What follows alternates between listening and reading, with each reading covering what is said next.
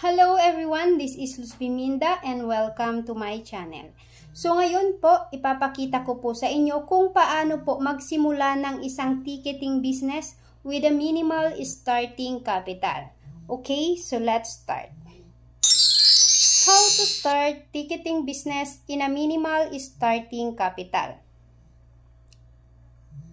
Dito po, kailangan lang po natin magkaroon ng eCash. Kung familiar po kayo kay Globe na may GCash, si Smart na may Smart Money, dito po sa negosyo po natin, kailangan lang po natin magkaroon ng eCash or electronic cash. Ito po isang prepaid system na kailangan po nating ponduhan para po tayo makapag-transact ng mga services. A prepaid system na pwede po nating ma-download sa ating cellphone or Android phone, sa ating laptop, sa ating desktop, as long as meron po tayong malakas na internet connection or malakas na data. So once po na nagkaroon na po tayo ng eCash, magkakaroon na po tayo ng negosyong bills payment, remittance, insurance, ticketing, loading, hotel booking, travel and tours, online shop, and magkakaroon din po tayo ng RiceSmart, Fmarie & Co, and Wealthy Lifestyle. So dito po, paano nga ba tayo kikita? So dito, meron po tayong 20% of earnings. Ito po yung sa services. Sa ticketing po natin, markup base po tayo. So kapartners po natin, 406 airlines. Imagine po natin, local and international po yan. So, kapartners po natin yung mga naglalakihang airlines po sa buong mundo.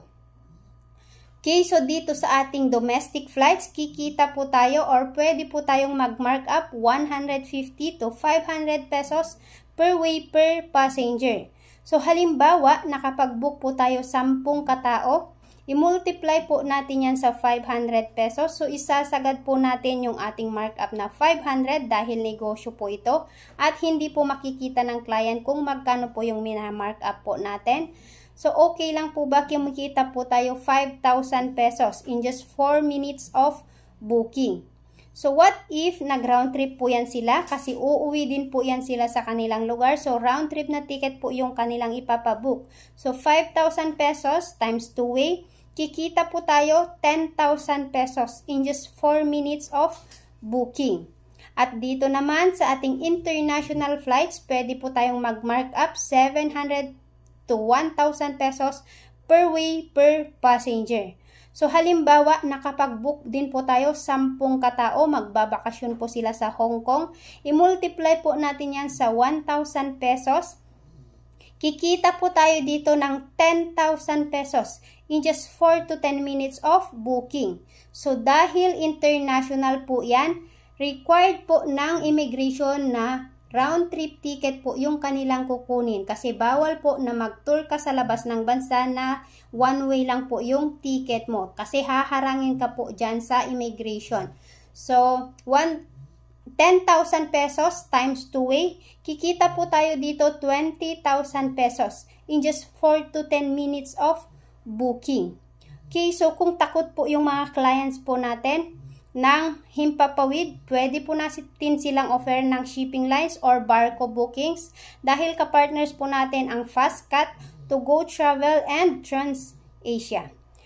Magkakaroon din po tayo ng negosyong travel and tours. So, dito, earn commission plus markup po tayo. So, yung mga nagpabook po sa atin ng ticket, pwede po natin silang offeran ng hotel booking, 3 days and 2 nights packages. Sa mga hotel po, local and international po yan. And then, magkakaroon din po tayo ng negosyong e-insurance. Dito po, markup base pa rin po tayo. So, dito, personal accident insurance po, yung insurance po natin. At, kapartners po natin si Malayan Insurance and FPG Insurance. And, ang policy per worth or maklaim po ng insured person kapag po sila nadisgrasya, naputulan ng kamay, naputulan ng paa, nabulag, or totally disabled po, makakatanggap po sila 100,000 pesos. Sa policy price na mababawas lang po sa ating system na 80 pesos at pwede din po natin itong ibenta ng 300 to 500 pesos per tao. So, pwede po natin itong pagkakitaan. At kapartners din po natin ang CTPL or Compulsory Third Party Liability. Ito po yung insurance po ng mga sasakyan. So kung may kakilala po tayo na may mga sasakyan, pwede po natin silang offeran ng CTPL dahil ito po ay required po sa LTO. And next, magkakaroon din po tayo ng bills payment. So dito, markup based pa rin po tayo dahil kapartners po natin ang Bayad Center with 2,000 billers. Kabilang na po dito si Meralco, PLDT, Smart, Globe at Home at pwede na din po tayong magbayad ng bills sa ating mga credit banks gaya ng RCBC, Security Bank, Metro Bank, BDO, BPI at marami pa pong iba. And next, magkakaroon din po tayo ng negosyong remittance. Dito po, markup base pa rin po tayo. Kapartners po natin si Cebuana Luwilier, Western Union, pwede din po tayo mag-send ng pera through GCash. And sa mga naglalakihang bangko sa Pilipinas, kapartners din po natin gaya ng BPI, BDO, Metro Bank, Land Bank, PNB, Security Bank, at even international, pwede din po tayong mag-send ng pera sa MoneyGram, kapartners po natin, iRemit and Transfast. So dito po, meron po tayong tinatawag na ICAS padala. From system to system, pwede na po tayong makapag-send and receive po ng pera. At marami pa pong iba. Okay, so meron din po tayong negosyong e-loading. So dito, commission plus markup plus outright income po tayo. 3% commission plus markup plus 2% outright income. So dito po, pwede na po tayong makapag-load sa lahat po ng network sa Pilipinas gaya po ng Globe, Smart, Sun, TM, Talk and Text.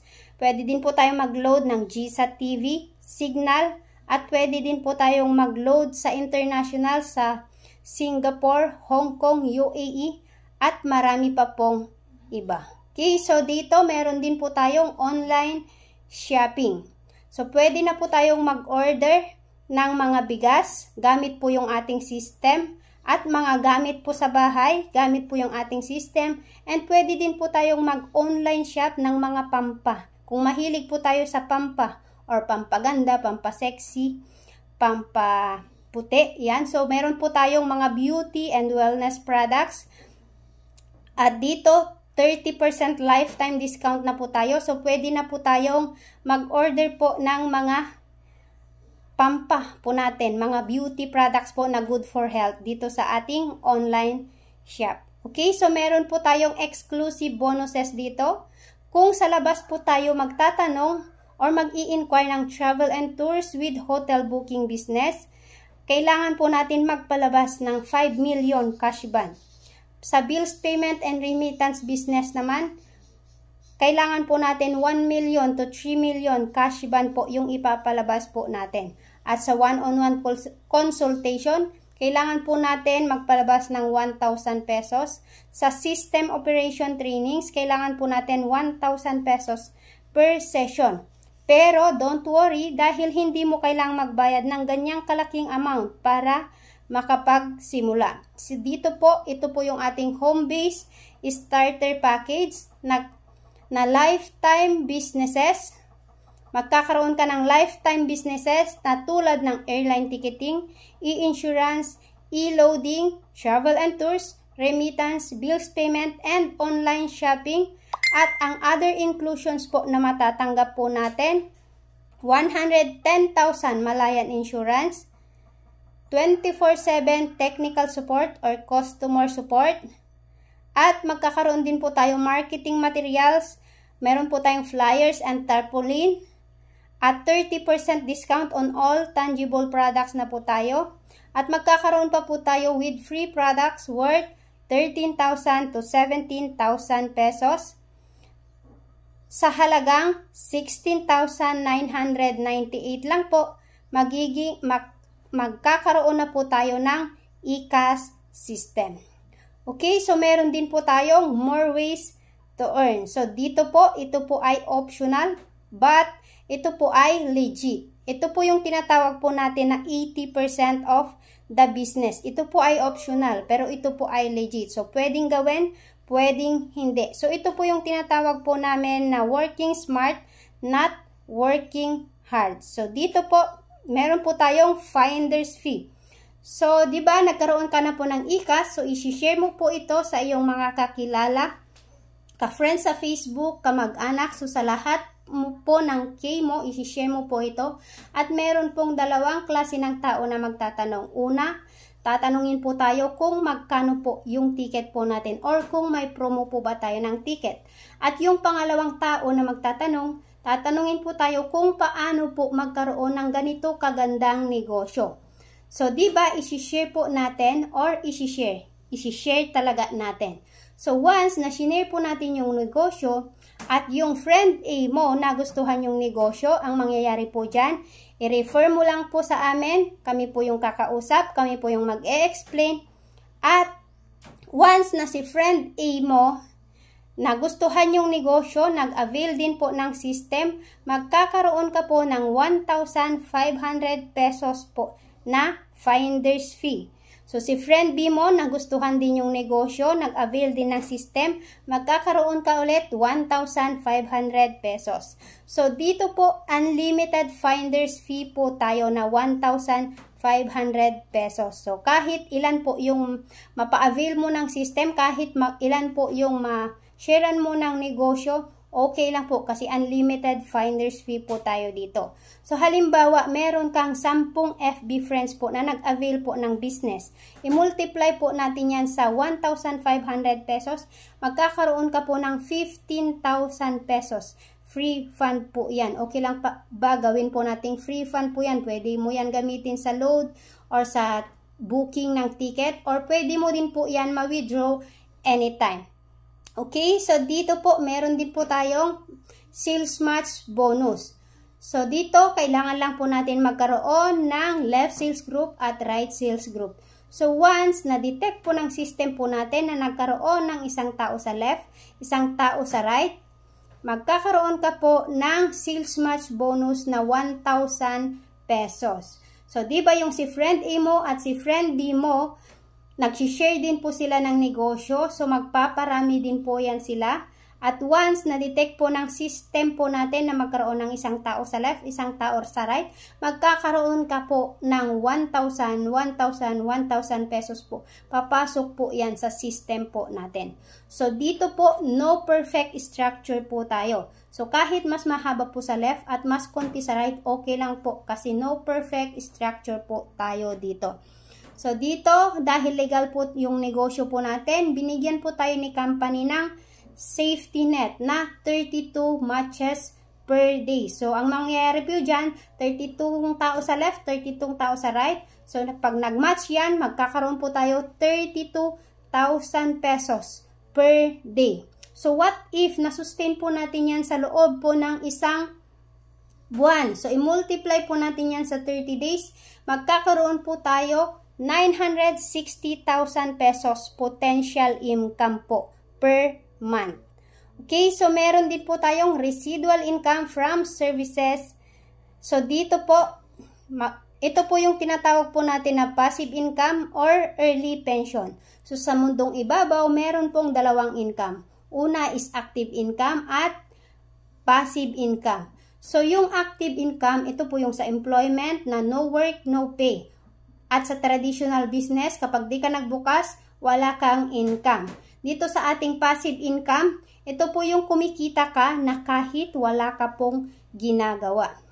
Okay, so dito, halimbawa ikaw po ito at dahil maganda po yung ating negosyo at shinare mo po ito sa iyong mga kakilala at yung mga at dumami na po ng dumami yung ka-business partner po natin, umaabot na po tayo sa Luzon, Visayas, Mindanao, at even international, umaabot na din po yung ating mga ka-business partner. So, dito po sa domestic, kikita po tayo 10 pesos po na residual income. So, halimbawa, yung ka-business partner mo, nag-book via Cebu Pacific, siya po yung kumikita ng markup na 500 pesos. Ikaw po na walang ginagawa, kumikita po ng 10 pesos na residual income. So, yung isa pang ka-business partner mo, nag-book via AirAsia ng domestic ticket. Siya po yung kumikita ng 500. Ikaw po na walang ginagawa, kumikita din po ng 10 pesos na residual income. So, kada book po ng mga ka-business partner po natin ng domestic ticket or local ticket, sila po yung kumikita ng 500, pero tayo po, inaakyatan po ng yung system po natin ng 10 pesos po na residual income. So, hindi na po yan sila magpapaalam at magbubukbukan na yan sila. Kasi, naturuan na po natin yan silang mag-navigate po ng system. Okay, so dito sa ating international, kikita po tayo 25 pesos na residual income. So, halimbawa, yung ka-business partner mo na nasa UAE, nag-book via Emirates, kumikita po siya 1,000 pesos. Tayo po, walang ginagawa, kumikita po or inaakyatan po yung system po natin ng 25 pesos na residual income na wala ka pong ginagawa. Okay, so lahat po ng nagbubook na mga ka-business partner po natin ng international ticket, sila po yung kumikita ng 1,000 pesos. Tayo po na walang ginagawa, inaakyatan po yung system po natin ng 25 pesos po na residual income. So, aakyat po yan sa ating system. Okay, so dito naman sa ating remittance, kikita po tayo 1 peso na residual income. So, kada send and receive po ng pera ng mga ka-business partner po natin, gamit po yung ating system sa Cebuana, sa Western Union, tayo po inaakyatan po yung system po natin ng piso po na residual income. Okay, so dito naman sa ating insurance, meron po tayong 1 piso po na residual income. So, kada transact po nila ng FPG Insurance or Malayan Insurance, kumikita po tayo dito 1 piso po na residual income. Ayan, so sa bills payment naman, meron po tayong 50 cents po na residual income. Okay, so kapag nagbabayad po ng bills, yung mga ka-business partner po natin, gamit po yung ating system, tayo po inaakyatan po ng 50 cents po na residual income. Kapag nagbabayad po sila ng bills po nila sa tubig, kuryente, sa wifi bills nila or internet bills po nila, yan sa SSS, Pag-ibig, yan PSA. Pag nagbayad po sila gamit yung system po natin, inaakyatan po tayo 50 cents po na residual income. Okay? So, wag po nating maliitin yung 50 cents dahil hindi po mabubuo yung 1,000 kung kulang po ng 50 cents. Yan. So, halimbawa, nakapag-book po yung ka-business partner po natin or yung organization mo ng 100 domestic tickets, i-multiply po natin yan sa 10 pesos na residual income. Okay lang ba? Kumikita ka ng 1,000 pesos na residual income na wala ka pong ginagawa. Ayan, so meron din tayong inheritance income. So dito, yung negosyo po natin, pwede nating ipamana sa ating first degree of our family. So pwede po natin itong ipamana sa ating asawa, sa ating anak na lalaki at sa ating anak na babae. So, sa employment, hindi mo po maipapamana yung pwesto mo sa iyong first degree of your family kasi kailangan pa po nilang mag-aral bago marating po yung pwesto mo. Halimbawa, ikaw po ay doktor, hindi po yan mamamana ng iyong anak kasi kailangan pa niyang magsunog ng kilay, kailangan pa niyang mag-aral para makamit po yung pwesto na meron ka. Pero dito sa negosyo po natin, kapag trinambaho mo ito at kumikita ka na po ng 6-digit income per month, yun na din po yung kikitain po ng papamanahan mo. Ibibigay mo lang po yung username and password mo. So maganda po ba or sobrang ganda? Yes, sobrang ganda po yung negosyo po natin. Okay, so dito meron din po tayong MLM income. Dito kikita po tayo personal rebates, overriding commission, leadership bonus, and profit sharing. At dito, meron din tayong incentive program. Meron tayong car incentive, cash incentive, and travel incentive. Yan. So, features of the system, one-time investment, lifetime business, no quota, no cash ban, no renewal, no expiration, no maintaining balance required, and higit sa lahat, pwede ipamana sa mahal sa buhay. Okay, so welcome to our company, Unified Products and Services. Nilaunch po ito noong November 11, 2011.